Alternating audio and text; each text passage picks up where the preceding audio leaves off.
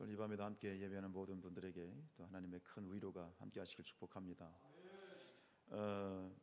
우리 고린도전서 13장 사랑장으로 잘 알려진 이 장을 함께 나누고 있는데, 앞에서 우리가 1절로 3절 말씀을 함께 나누면서 1절로 3절에서는 사랑의 이 필수성에 대해서 우리가 함께 말씀을 나눴지요.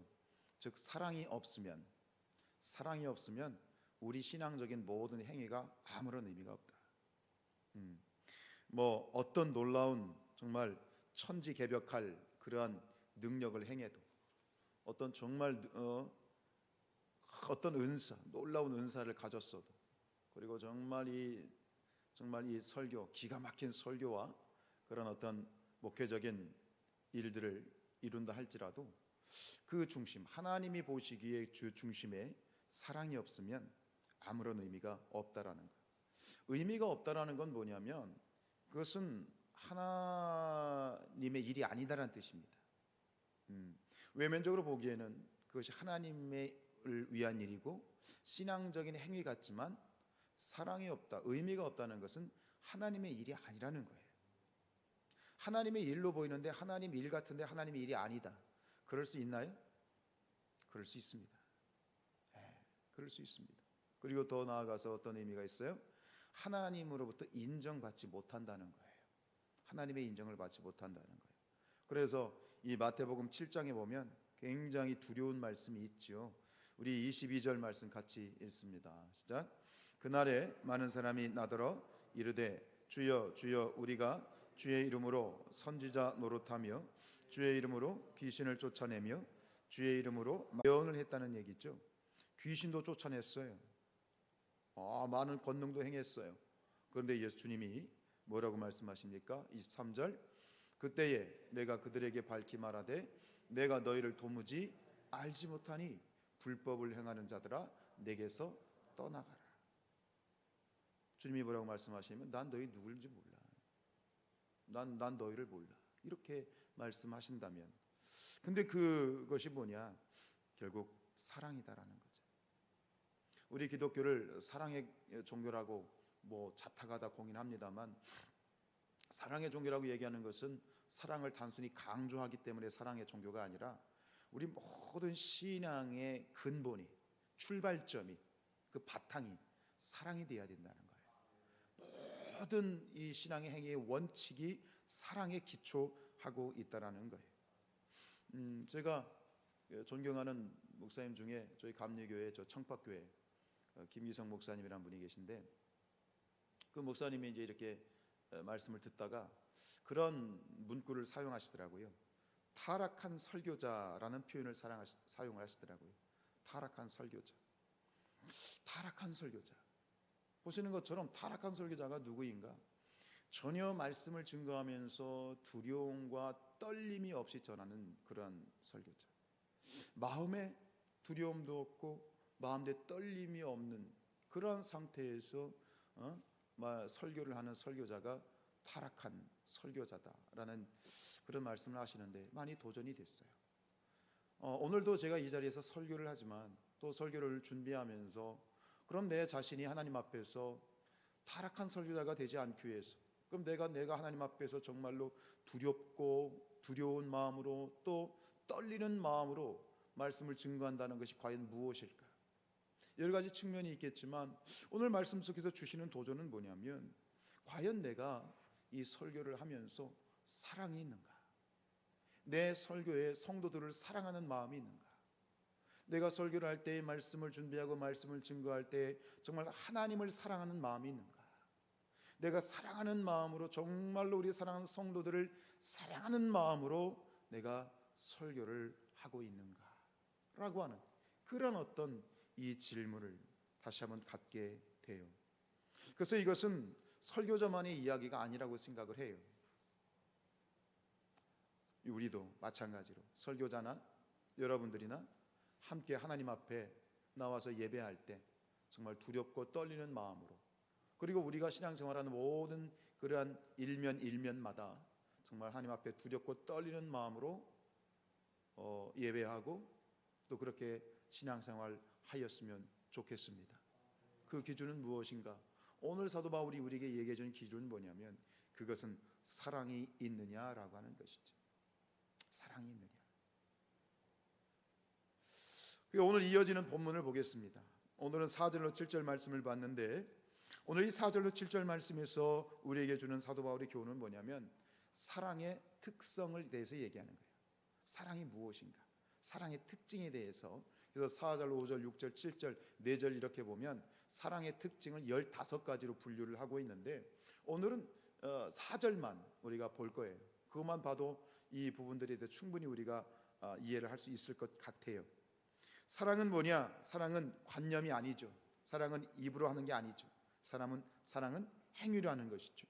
그래서 요한일서 3장 18절 말씀요. 시작. 자녀들아 우리가 말과 혀로만 사랑하지 말고 행함과 진실함으로 하자. 사랑은 행하는 거죠. 관념이 아니죠. 이론이 아니죠. 실제적이고 구체적으로 행하는 것이 사랑이죠. 그래서 오늘 여기서 이 제시하고 있는 이 네 구절에서 제시하고 있는 15가지의 사랑의 특징은 사랑은 이런 것이다. 실제적으로 이렇게 사랑이 나타나야 된다라고 하는 실천 지침에 대한 이야기이겠지요. 사랑이란 무엇인가? 사랑의 특징은 무엇일까요? 우리 4절 말씀 읽지요. 시작. 사랑은 오래 참고 사랑은 온유하며 시기하지 아니하며 사랑은 자랑하지 아니하며 교만하지 아니한다. 총 15가지인데 오늘 4절에서 5가지에 대해서 얘기를 해요. 사랑은 첫 번째 뭐냐? 오래 참는 거예요. 사랑하면 오래 참을 수 있어요. 인내죠. 근데 오늘 본문에서 이 이야기하고 있는 사랑이라고 하는 것, 이 사랑의 본질은 우리 인간적인 사랑을 얘기하는 게 아니에요. 이 사랑이라고 하는 이 사랑의 질은, 퀄리티는 뭐냐? 하나님의 사랑이에요.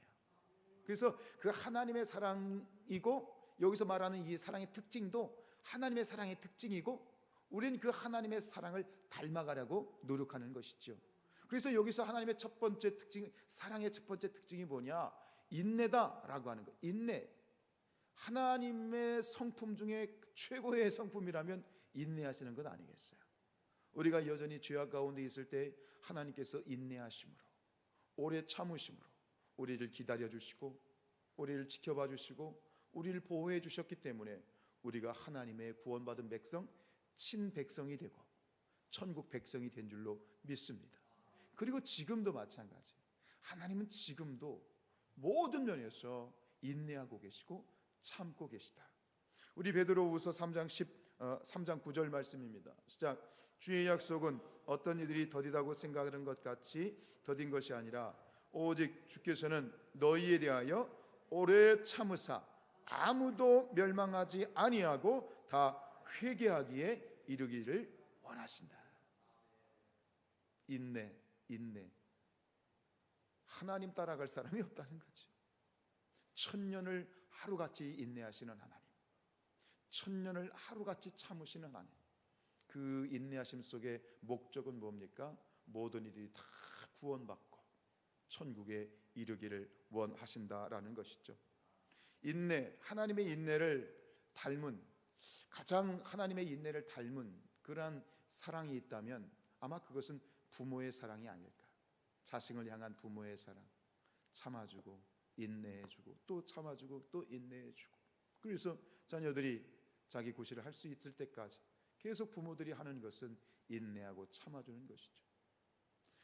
여러분, 누군가가 나의 무례함을, 누군가가 나의 어떤 행위를 참아주고 인내한다. 그럼 사람들은, 세상 사람들은 흔히 그런 사람을 혹으로 여기죠. 내가 무슨 짓을 해도 참아주네. 여러분, 내가 나의 어떤 무례함과 나의 어떤 이런 악함을 참고 인내해주는 것은 그 사람이 호구이기 때문에 참아주는 것이 아니야. 나를 사랑하기 때문에 참고 인내해주는 것이죠. 두 번째 사랑의 특징은 온유함입니다. 이 온유함이라고 하는 것은 첫 번째 특징인 인내가 그냥 참는 것이라면, 인내가 참아주는 것이라면, 온유라는 건 뭐냐면 거기서 한 걸음 더 나아가서 나에게 악한 그러한 행위를 하는, 그러한 나에게 죄를 짓는 자에 대해서 단순히 참는 것이 아니라 그 사람에게 적극적인 선의를 베푸는 것이 온유다. 이 온유함의 대표적인 그러한 본보기가 누구죠? 예수님이시죠. 그래서 우리 마태복음 11장 29절 말씀요. 시작. 나는 마음이 온유하고 겸손하니 나의 멍에를 메고 내게 배우라. 그리하면 너희 마음이 쉼을 얻으리라. 예수님께서는 이 예수님이 지신 십자가가 온유의 가장 결정체겠죠.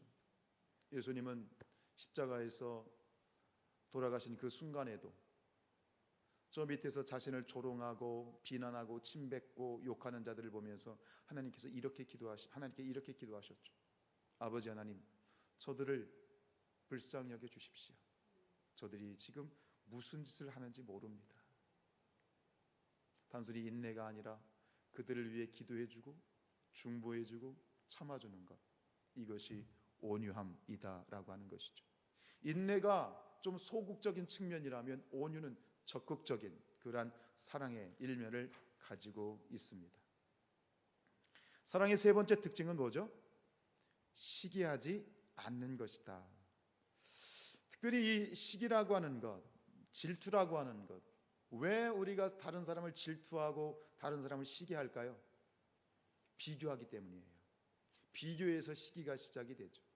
특별히 이 고린도 교회가 당시에 이 고린도 교회 안에 이 시기와 질투의 영이 너무너무 심했어요. 이 고린도 교인들이 이 은사라는 부분 때문에 성령의 은사를 오해하고 있었잖아요. 성령의 은사는 하나님의 선물인데 마치 자신들의 능력으로, 자신들의 어떤 능력에 따라서 은사가 나타나는 것처럼 그렇게 오해를 하다 보니 그것이 서로가 비교하게 되고, 그리고 네가 받은 은사, 내가 받은 은사, 너는 그런 은사를 받았는데 난 더 큰 은사를 받았어, 난 더 큰 은사를 받을 거야, 그러면서 서로 경쟁 구도로 가는, 싸움하고 분열되어지는 그런 구도로 가게 되어진 거죠. 그래서 어떤 사람은 막 우월의식을 갖고, 어떤 사람은 아닌 것 같으니까 다 열등감을 갖고, 그런 어떤 비교를 통해서 시기와 질투가 발생을 하는 거죠. 근데 이 시기에 그리고 질투라고 하는 것이 이 고린도 교회뿐만 아니라 모든 교회 안에서, 특별히 교회 안에서 이 시기와 질투가 참 많아요. 죄송하지만 그래서 제가 가끔 하나님 앞에 선포하면서 기도하는 제목 중에 하나가 뭐냐면, 하나님, 제단 가운데 이 시기와 질투의 영을 몰아내 주시옵소서. 기도할 수밖에 없어. 왜? 이 보여, 시기의 영, 질투의 영이 얼마나 강력한지 몰라요. 근데 이 시기와 질투의 영이 얼마나 이게 무서운 영인지 우리가 몰라서 그렇지요. 왜냐하면 이 시기라고 하는 것이요, 시기로 끝나는 것이 아니에요. 뒤에 이어지는 자랑, 그리고 또 무엇으로 이어지느냐?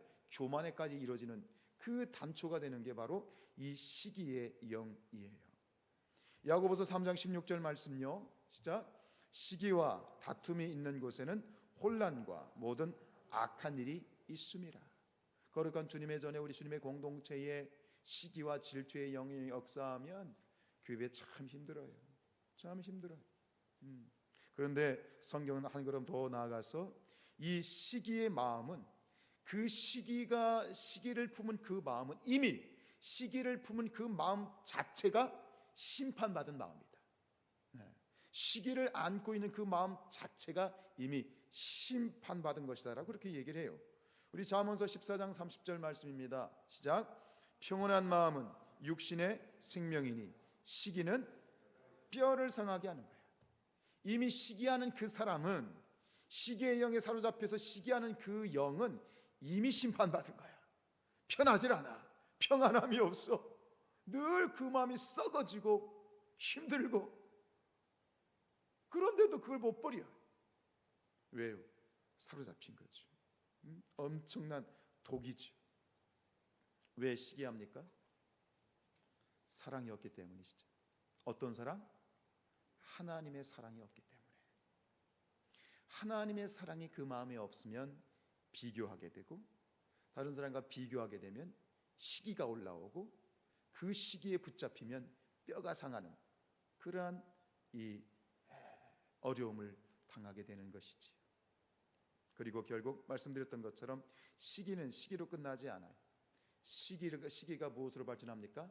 자랑으로 발전해. 그리고 자랑이 또 뭐로 발전해? 교만이 돼. 성경은 얘기합니다.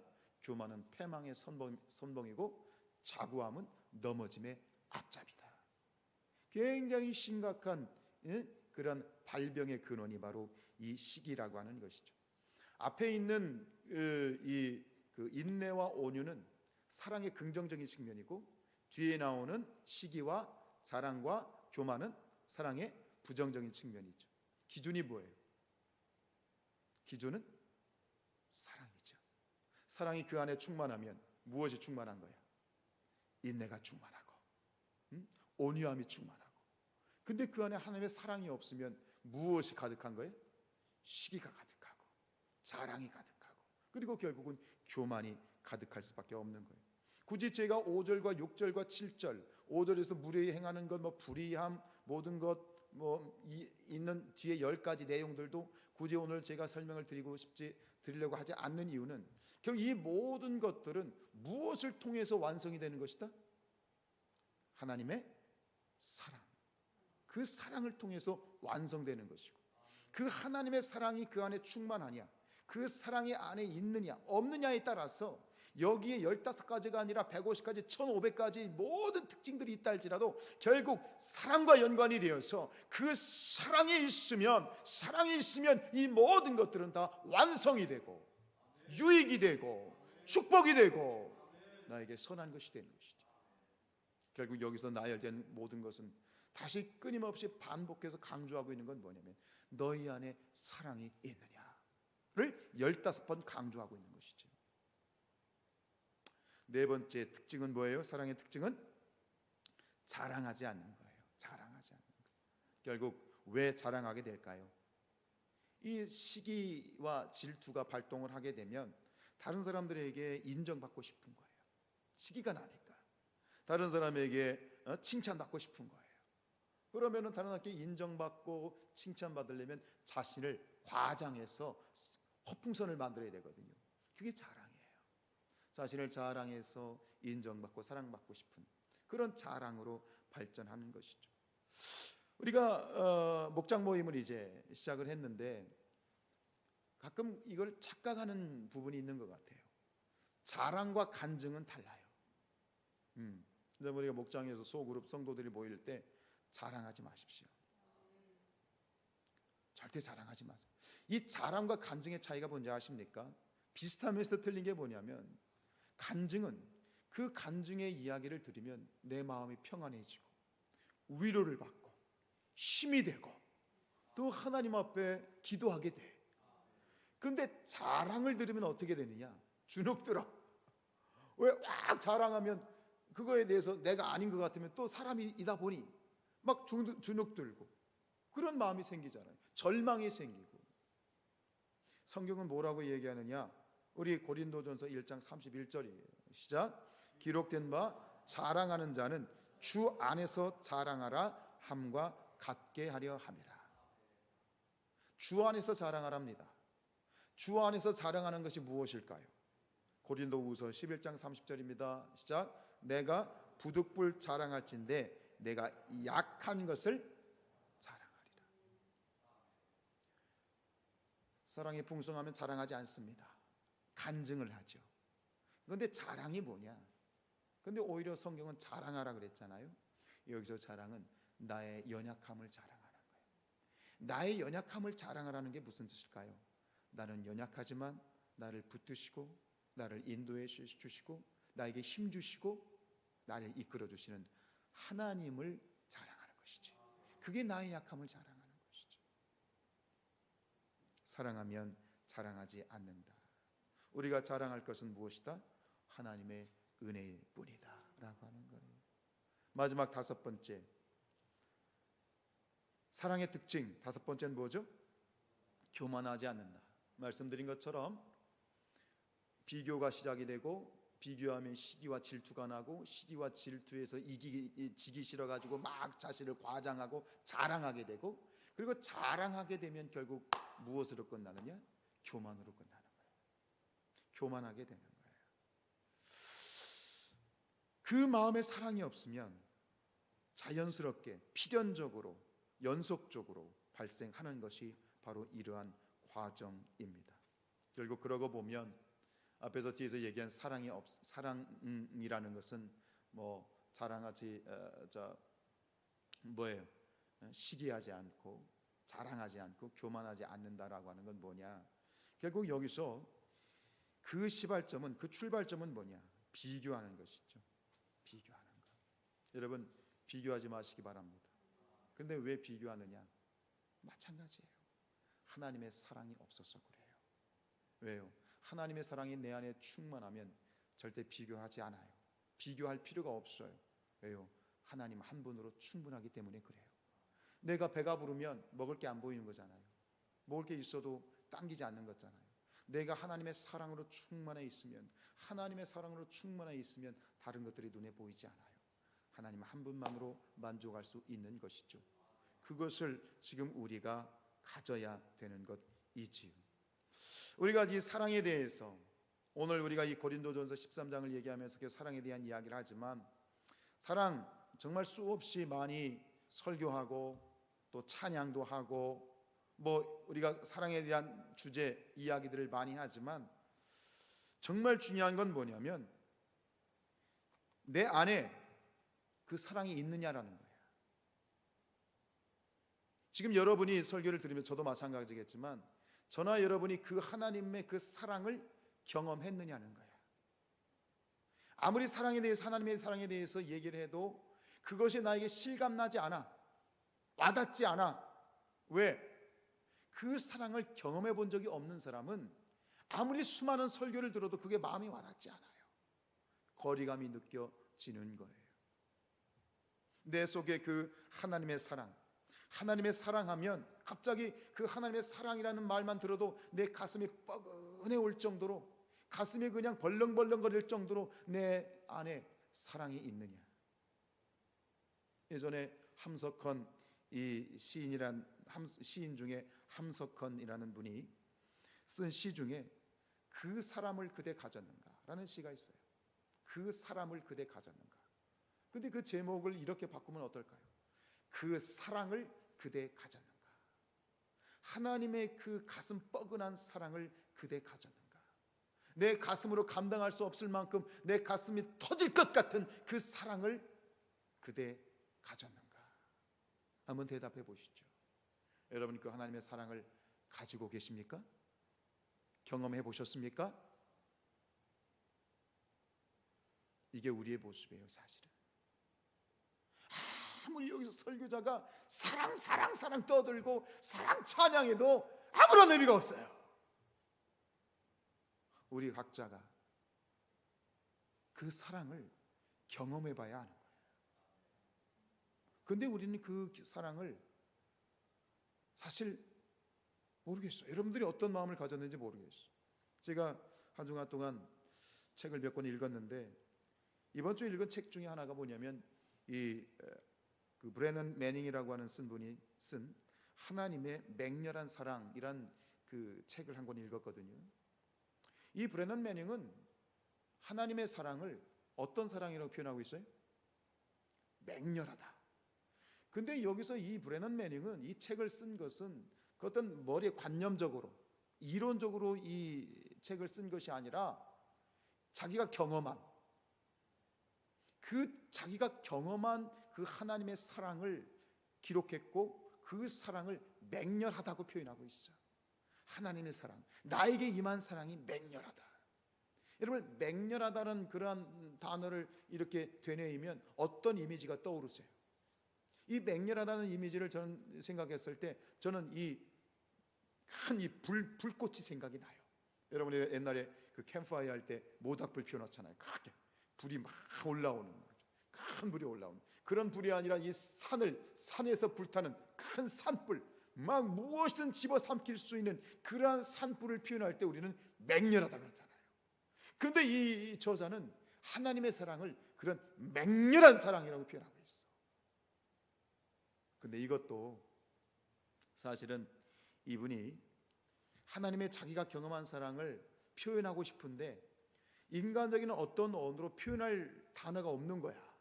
그러니까 궁여지책으로 그나마 자기가 경험한 하나님의 사랑을 표현하는데 맹렬하다는 표현이 가장 가까워서 이 표현을 쓰는 것뿐이지, 사실은 그가 경험한 그 사랑을 그 인간의 어떤 언어로도 표현할 수가 없는 것이지.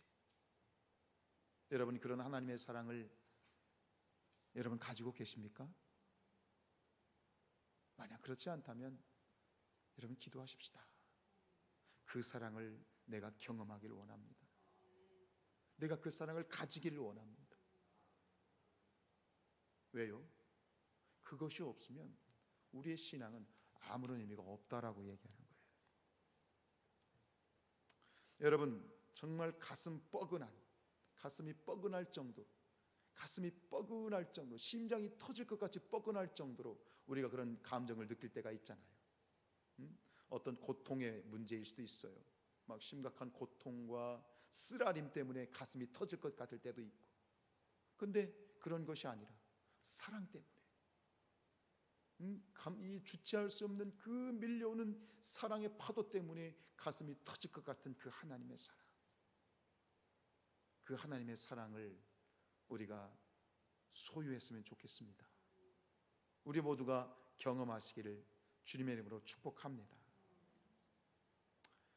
탁월한 영성가인 시에나의 캐서린이라는 분이 쓴 기도서에 이런 글이 있습니다.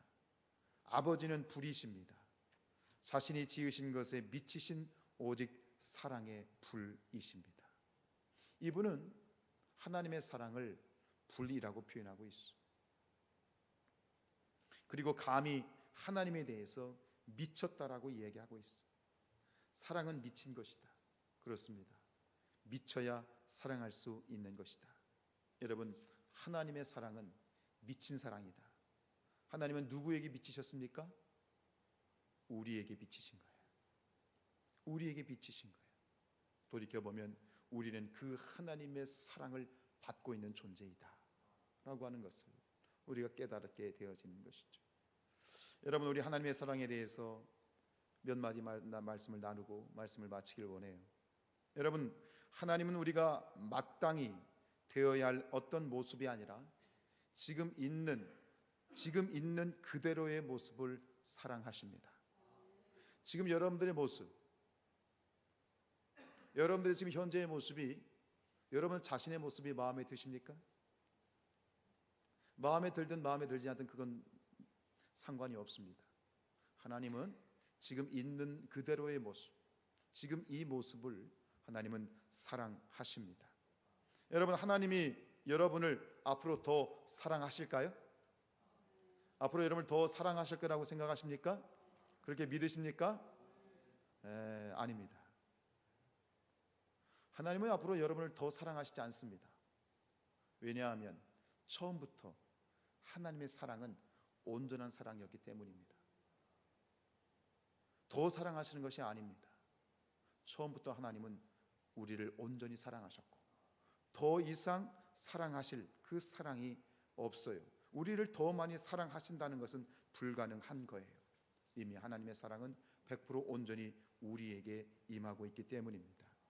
여러분, 우리가 이런 질문을 할 수 있습니다. 우리가 어떻게 브래넌 매닝이 고백했던 그 맹렬한 사랑, 그 하나님의 사랑, 그리고 이 캐서린이 말했던 것처럼 이런 하나님의 불같은 그 사랑을 우리가 언제 실감나게 경험할 수 있을까? 그 사랑을 우리가 언제 경험할 수 있을까? 그것은 바로 우리가 사망의 음침한 골짜기를 지날 때입니다. 사망의 음침한 골짜기를 지날 때, 고통의 자리, 죽음의 자리에 있을 때 바로 그곳에서 우리는 하나님의 그 맹렬한 사랑을 느낄 수가 있고 경험할 수 있다는 것이죠. 혹시 여러분 가운데 지금 이 맹렬한 고난의 불길 속에 힘든 인생의 그런 이 사망의 음침한 골짜기를 다니고 지금 그 과정을 지나고 있다면 여러분, 그곳에 숨겨진 하나님의 맹렬한 뜨거운 가슴 벅찬 사랑을 찾아보시기 바랍니다. 그곳에 하나님의 사랑이 함께 하고 있지요. 우리 갈라디아서 5장 6절 말씀 같이 읽습니다. 시작. 그리스도 예수 안에서 할례나 무할례나 효력이 없으되 사랑으로서 역사하는 믿음 뿐이니라. 바울의 기준에 의하면 그리스도를 가장 많이 닮고 하나님 아버지의 마음에 가장 가까운 사람이 누구인가? 어떤 사람이 그리스도를 가장 많이 닮은 사람일까? 어떤 사람이 하나님의 마음을 가장 닮은 사람일까? 기도를 많이 하는 사람, 박사학위가 많은 사람, 큰 교회를 다니는 대형 교회 목사님, 그것이 아니고 그리스도를 가장 많이 닮고 하나님 아버지의 마음에 가장 가까운 사람은 바로 가장 많이 사랑하는 사람이다. 아버지 하나님의 그 사랑을, 하나님의 사랑을 가장 많이 경험한 사람이다. 그 사람이 가장 그리스도인다운 그리스도인으로 살아갈 수 있다라고 하는 것이죠. 우리 아가서 7장 10절 말씀 읽습니다. 시작. 나는 내 사랑하는 자에게 속하였도다. 그가 나를 사모하는구나. 하나님 우리를 사랑하십니다. 그 사랑을 저와 여러분의 삶 가운데 이론적으로가 아니라 가슴 뻐근한 그 하나님의 사랑을 경험할 수 있기를 주님의 이름으로 축복합니다. 찬양하겠습니다. 변함없으신 거짓 없으신 성실하신 그 사랑 상한 갈 때 꺾지 않으신